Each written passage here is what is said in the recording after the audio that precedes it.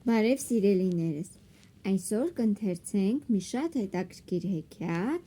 «Քաջ դերձակը» ըստ Գրիմ եղբայրների։ Լինում է չի լինում մի դերձակ։ Ամառային մի պայծառ առավոտ դերձակը պատուհանի մոտ նստած կար է անում։ Տրամադրությունը տեղն է, իսկ գործը թափով առաջ է գնում։ Դերձակն ականջի պոչով լսում է, որ մի գեղեցկուհի է անցնում փողոցով ու կանչում. «Մուրաբա, լավ մուրաբա, ով է ցանկանում լավ մուրաբա գնել»։ Դերձակը վիզը դուրս է հանում պատուհանից ու ձայն տալիս.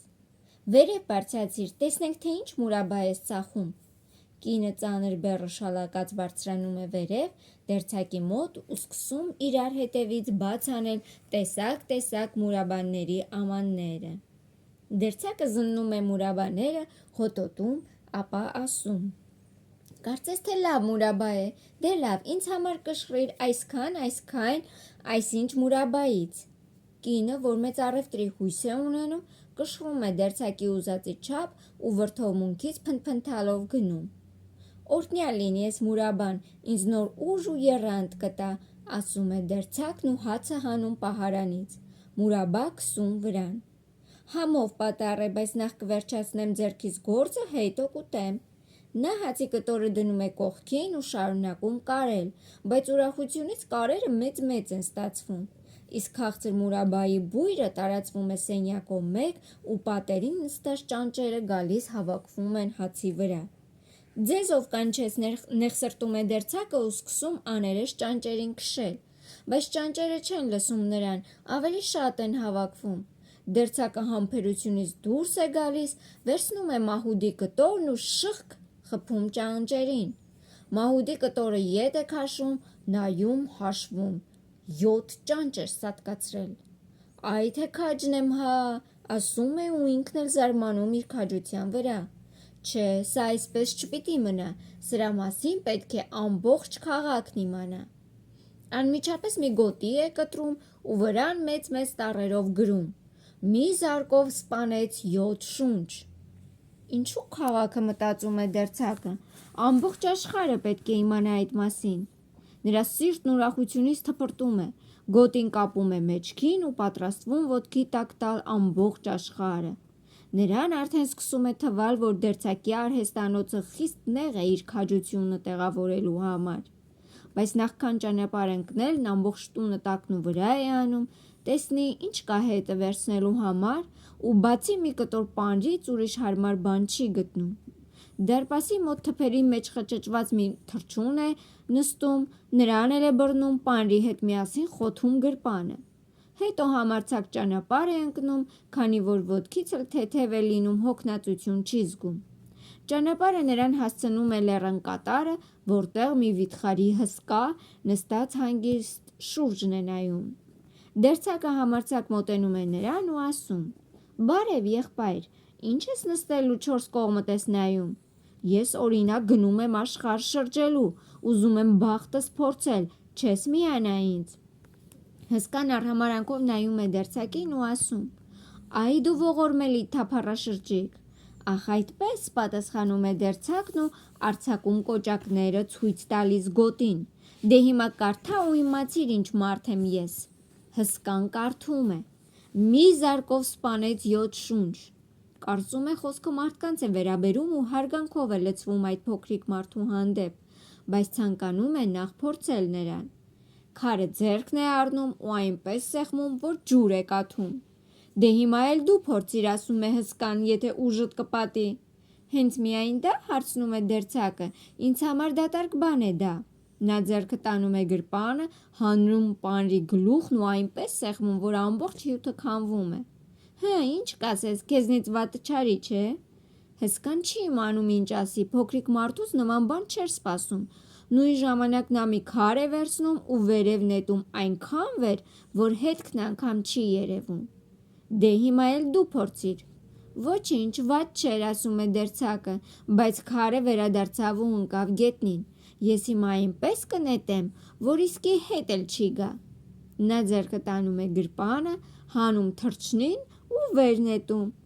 Ազատություն ստացած թռչունը վեր է բարձրանում ու պարզ բան է, էլ չի վերադառնում։ Հիմա ինչ կասես բարեկամս, հարցնում է դերձակը։ Լավ ես նետում, ասում է հսկան, բայց տեսնենք կարող ես ծանրություն բարձրացնել։ Եվ նա դերձակին տանում է մի կտրված վիթխարի կաղնու մոտ։ Դե որ ուժեղ ես, օգնիր այս ծառը դուրս բերենք անտառից։ Լավ, ասում է դերձակը, դու ծառաբունը դիր ուսիդ, ես էլ ճյուղերը կբարձրացնեմ, որ ավելի ծանր լինեն։ Հսկան ծառաբունը դնում է ուսին, իսկ դերձակը նստում է ճյուղերից մեկին։ Հսկան չի կարողանում շրջվել ու հետ նայել, իսկ դերձակն օգտվում է դրանից և մի ուրախ երգ է սուլում, իբր ծառ տանելը խաղ ու պար է նրա համար։ Հսկան տանում է ծանր բեռը, տանում, հոգնում է, էլ չի դիմանում։ Լսիր, ես ծառը պիտի դեն նետեմ, ասում է։ Դերձակը ճարպկորեն ցած է թռչում ճյուղից, երկու ձեռքով բռնում ծառը, իբրև թե մենակ ինքն է տանում ու հսկային ասում է. Այդքան մեծ ես, բայց մի ծառ չես կարողանում տանել։ Երկուսով շարունակում են ճանապարհը։ Երբ անցնելիս են լինում բալենու մոտով, հսկան բռնում իջեցնում է վերևի ճյուղերից մեկը, որի վրա հասած պտուղներ են լինում, ու տալիս դերձակին։ Բայց դերձակը չի կարողանում պահել ճյուղը, հենց որ հսկան ձեռքը ետ է քաշում, ճյուղը բարձրանում է, դերձակն էլ հետը։ Հետո բարեհաջող ընկնում է գետնին։ Հսկան ասում է. Ոնց է, որ փոքրիկ ճյուղն էլ չես կարողանում պահել, այդքան ուժ էլ չունես։ Ուժ բավականաչափ ունեմ, ասում է դերձակը, քո կարծիքով դա որևէ նշանակություն ունի մի զարկով 7-ին սպանող մարդու համար։ Ես դիտմամբ ծառի վրայով թռա, ախր ցածուն որսորդները կրակում են թփերի մեջ։ Հապա դու էլ թռիր, տեսնենք կարող ես։ Հսկան փորձում է, բայց չի կարողանում, կախվում է ճյուղերից։ Այնպես որ այստեղ էլ է դերձակը հաղթում։ Հսկան ասում է. Դե որ դու այդքան քաջ ես, միասին գնանք մեր քարանձավը, այնտեղ գիշերենք։ Դերձակը համաձայնում է ու հսկայի ետևից գնում։ Նրանք մտնում են քարանձավ, տեսնում խարույկի շուրջ ուրիշ հսկաներ էլ կան նստած։ Ամեն մեկի ձեռքին մի խորոված ոչխար։ Դերձակը նայում է շուրջն ու մտածում. այստեղ շատ ավելի ընդարձակ է, քան իմ արհեստանոցում։ Հսկան նրան մի անկողին է ցույց տալիս ու ասում, որ պառկի հանգիստ քնի։ Անկողինը շատ մեծ է լինում դերձակի համար։ Նա ոչ թե պառկում է, այլ քաշվում է մի անկյուն։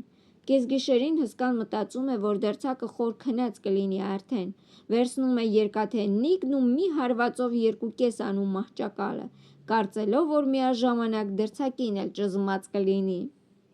Վաղ առավոտյան հսկաները գնում են անտառ, դերձակին նույնիսկ չեն էլ հիշում։ Մեկ էլ սա ուրախ հայտնվում է նրանց առջև։ Հսկաները վախենում են, թե սա իրենց բոլորին կսպանի ու սարսափահար փախչում են։ Դերձակը շարունակում է ճանապարհը։ Գնում, հասնում է մի թագավորական պալատի և հոգնություն զգալով պառկում է խոտերին ու քնում։ Պառկած ժամանակ մարդիկ գալիս են ու նրան մի լավ տնտղում բոլոր կողմերից։ Կարդում գոտու վրայի գրվածը՝ մի զարկով սպանեց 7 շունչ։ Նման քաջն ինչ է անում այստեղ։ Երևի շատ նշանավոր մարդ է սա։ Գնում են ու նրա մասին հայտնում են թագավորին, մտածելով, որ պատերազմի ժամանակ շատ օգտակար կարող է լինել։ Խորհուրդ են տալիս, թե նրան ոչ մի դեպքում ձեռքից չպետք է բաց թողնել։ Խորհուրդը դուր է գալիս թագավորին, և նա պալատականներից մեկին ուղարկում է, որ երբ դերձակն արթնանա, առաջարկի զինվորական ծառայության մտնել իր մոտ։ Պատվիրակը գալիս է նրա մոտ, նստում ու սպասում, մինչև որ սահ հորանջելով ձգմգվում է, ապա բացում աչքերը, այդ ժամանակ պատվիրակը հայտնում է թագավորի պատվերը։ Հենց դրա համար եմ եկել այստեղ, ասում է դերձակը, ես պատրաստ եմ ծառայության մտնել թագավորի մոտ։ Նրան պատվով ընդունում են ու առանձին շենք հատկացնում։ Բայց թագավորի զինվորների սրտով չի լինում, ուզում են նրան որևէ կերպ իրենցից հեռացնել։ Մեկ էլ տեսար վիճեցինք, ինչի նման կլինի, ասում են իրար մեջ, որ հարձակվի ու 7-ից միանգամից գետնին փռի։ Ոչ մեկս չի կարող նրա հետ չափվել, ու որոշում են բոլորը միասին գնալ թագավորի մոտ ու խնդրել իրենց ազատել աշխատանքից։ Ինչպես կարող ենք այդպիսի մարդու հետ ոտք մեկնել, եթե մի հարվածով գետին է փռում 7-ին։ Թագավորը տխրում է, որ մեկի պատճառով ստիպված կլինի զրկվել այդքան հավատարիմ մարդկանցից։ Աշխատում է շուտ ազատվել դերձակից, բայց թե ինքն էլ է վախենում, բա որ իրեն էլ գետնին փռի։ Երկար ծանրու թեթև է անում, վերջը մարդ է ուղարկում դերձակի մոտ ու պատվիրում հայտնել, թե որպես մեծ ռազմագետի նրան ուզում է մի քանի առաջարկություններ անի։ Թագավորական անտառներից մեկում բույն են դրել երկու հսկաներ և մեծ վնաս են տալիս տերությանը իրենց կողոպուտներով, ավազակություններով ու հրդեհներով։ Ոչ ոք սիրտ չի անում մոտենալ նրանց։ Եթե դերձակը սպանի այդ երկուսին, թագավորը խոստանում է կնության տալ նրան իր միակ դստերը, թագավորության կեսն էլ օժիտ տալ, իսկ որպես օգնական ուժ 100 հեծյալ է տալիս նրան։ Վատ առաջարկ չի, մտածում է դերձակը, թագավորի գեղեցկուհի աղջկան կին առնել, դեռ թագավորության կեսն էլ օժիտ ստանալ, ամեն անգամ նման առիթ չի լինի։ Համաձայն եմ, պատասխանում է նա, հսկաներին ես կսպանեմ և դրա համար 100 հեծյալի կարիք չկա, մի հարվածով 7-ին սպանողի համար 2-ին սպանելը դատարկ բան է։ Դերձակը ճամփա է ընկնում, 100 հեծյալն էլ նրա հետևից։ Որ հասնում են անտառի եզրին, ուղեկիցներին ասում է. «Դուք մնացեք այստեղ, հսկաների դատաստանը ես մենակ կանեմ»։ Ու շուրջը նայելով մտնում է անտառ։ Մեկ էլ տեսնում է երկու հսկաները պառկել են մի ծառի տակ ու քնել։ Այնպես են խռմփացնում, որ ծառի ճյուղերը երերում են։ Դերձակը գրպանները քար է լցնում, բարձրանում ծառն ու նստում հենց այն ճյուղին, որը քնածների վրա է տարածվում, ու սկսում է քարերով խփել նրանցից մեկի կրծքին։ Հսկան երկար ժամանակ չի զգում, բայց վերջապես արթնանում է, խփում ընկերոջ կողին ու ասում. «Ինչու ես խփում»։ «Երազում ես տեսել», պատասխանում է ընկերը, «ես չեմ խփել»։ Եվ նորից է քնում։ Իսկ դերձակը հանում է քարն ու շպրտում երկրորդ հսկայի վրա։ «Սա ինչ բան», գոչում է երկրորդը, «ինչով ես խփում ինձ»։ «Ոչ մի բանով էլ չեմ խփում», պատասխանում է առաջինն ու սկսում փնթփնթալ։ Այդպես վիճում են հսկաները, վիճում, վերջը հոգնում են վիճելուց, հաշտվում են ու նորից քնում։ Դերձակը շարունակում է իր խաղը, վերցնում է ամենամեծ քարն ու ուժգին խփում առաջինի կրծքին։ «Դու արդեն չափն անցնում ես», գոռում է սա, տեղից վեր է թռչում ու խելագարի պես ընկերոջը խփում ծառին։ Նա կատաղությունից դողում է։ Երկրորդը պատասխանում է նույն ձևով։ Նրանք այնպես են կատաղում, որ արմատախիլ են անում ծառերն ու խփում իրար։ Այնքան են իրար խփում, որ երկուսն էլ անշնչացած փռվում են գետնին։ Այդ ժամանակ դերձակը ցած է իջնում ծառից։ «Բախտս բերեց», ասում է նա, «որ իմ ծառը չպոկեցին, թե չէ ստիպված սկյուռի պես ծառից ծառ էի թռչելու»։ Նա հանում է իր սուրն ու թափով խրում նախ մեկ, ապա մյուս հսկայի կուրծքը, հետո գնում հեծյալների մոտ ու ասում. «Վերջ, երկուսին էլ սպանեցի, գործս մի քիչ դժվարացավ, նրանք արմատախիլ արին շրջակայքի բոլոր ծառերը, որպեսզի պաշտպանվեն, բայց դա ինչ է այնպիսի մարդու համար, որ 7-ին մի հարվածով է սպանում»։ «Դու վիրավոր ես»։ «Ամեն ինչ բարեհաջող վերջացավ», պատասխանում է դերձակը, «մազիս էլ չկպան»։ Հեծյալները չեն ուզում հավատալ, գնում են ստուգելու, գնում են տեսնում հսկաները այրյան մեջ թավալված, շուրջը արմատախիլ արված ծառեր։ Դերձակը պահանջում է խոստացված պարգևը, բայց թագավորը փոշմանում է։ Սկսում է նոր պատրվակ մտածել նրանից ազատվելու համար։ Նախքան աղջիկս ու կես թագավորությունը ստանալը, դու պետք է մի հերոսական գործ կատարես։ Անտառում մի միաեղջյուր կա, որը մեծ վնաս է հասցնում տերությանը, պետք է բռնես նրան։ Միաեղջյուրը պակաս վտանգավոր է, քան երկու հսկաները, մի զարկով 7-ին սպանողի համար դա ինչ է որ։ Նա մի հաստ պարան ու կացին է վերցնում և օգնական ուժեր, բայց պատվիրում է նրանց սպասել անտառի ծայրին։ Երկար սպասելու հարկ չի լինում, հայտնվում է միաեղջյուրը ու սլանում ուղիղ դերձակի վրա, որ եղջյուրի վրա առնի նրան։ «Կամաց, կամաց», ասում է դերձակը, «գործն այսպես արագ գլուխ չի գա»։ Նա կանգնում է սպասում, մինչև կենդանին մոտենա, հետո ճարպկորեն հետ է քաշվում ու թաքնվում ծառի հետևում։ Միաեղջյուրը թափով առաջ է սլանում, եղջյուրը խրվում է ծառի մեջ ու այնպես խորը, որ այլևս չի կարողանում դուրս քաշել, և այդպես բռնվում է։ «Հիմա թռչնակը ձեռքումս է», ասում է դերձակն ու պարանը գցում միաեղջյուրի վիզը, կտրում ծառի մեջ խրված եղջյուրը։ Այդպես կենդանուն առաջն արած տանում է թագավորի մոտ։ Բայց թագավորը կրկին չի ուզում տալ խոստացած պարգևը, երրորդ պայմանն է դնում։ Դերձակը հարսանիքի համար պետք է բռնի մի վարազ, որը մեծ վնաս է տալիս անտառին։ Օգնության համար թագավորը նրան եգերների խումբ է հատկացնում։ Լավ, համաձայնվում է դերձակը, դա ինձ համար զվարճություն է։ Եգերներին նա թույլ չի տալիս անտառ մտնել, դե նրանք շատ էլ գոհ են մնում, որովհետև վարազից վախենում են։ Երբ վարազը նկատում է դերձակին, փրփուրը բերանին ժանիքները սրած հարձակվում է, բայց ճարպիկ դերձակը նետվում է մոտակայքում գտնվող մատուռն ու այն անմիջապես էլ դուրս թռչում պատուհանից։ Վարազը ներս է խուժում նրա ետևից, իսկ դերձակը պտտվում է մատուռի շուրջն ու արագ փակում դուռը։